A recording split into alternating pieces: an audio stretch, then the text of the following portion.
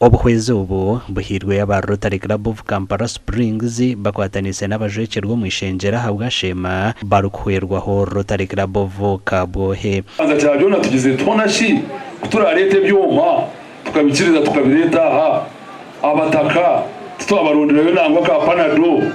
twamanya barwine burwire ki tukabona ruyere twatahemukire umuntu weno wiza twinabashaho abamisho waba takweza mugarukene buraburi busha embaze y'Ibareta eyiturundine n'abarotari n'abana ba Sheema ero ebyoma bihirweyo harimo ibitanda by'abakazi kuzarraho ebyoma byo kutamu abana barukuzarwa batashikire za monita zo kurebera habarwire baba barukubininga barije za oxygen hamwe na n'ibindi bingi gatarman go mushinjo ko kushitama kureba ko ayiwa kugabire sente irwa rero kandi za kumumbe papara takombetse kusei twice no mumanya ngo mucyange hona tina inirwaro nkeri erwembombeka no muchimanya irwaro ryo kuchireba hamwe atutwabire tugaho nturebirwaro bariombeka irwaro rero tumukatahire muko nganda hango munonga twaza muntu burram atukantu yebuza ministry kweraze kurete byomebi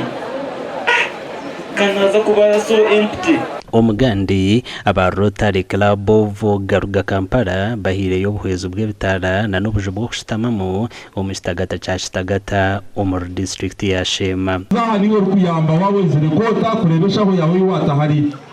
kureba urwoyi rwawe wasiga hari ahibari so nimbasha bamubikorese je mureke kubishisha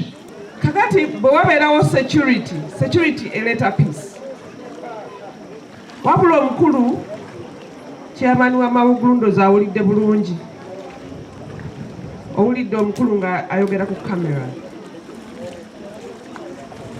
nkiwanti bakinootinze abebembezi mu district ya Sheema na n'abarukure kitagata basimira abanyamba bazaba abagira ngo agetere nubo bakora ki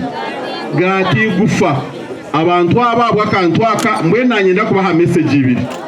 eyo kubanza ko kwata kantu aka oba wakora investment. Appreciate the love, we appreciate the commitment that you people have shown to us.